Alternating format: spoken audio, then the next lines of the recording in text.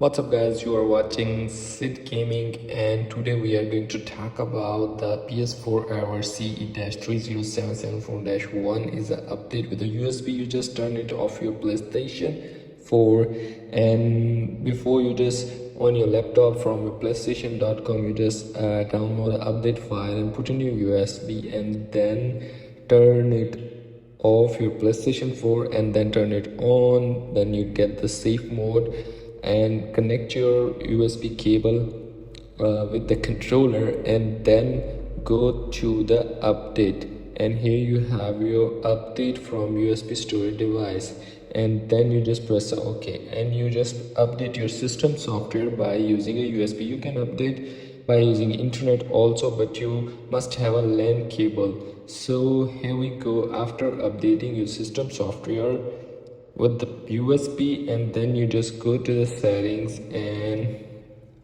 settings and there is down a system software update and check the system software is up to date or not. So here is wait, and your system software is already installed and update.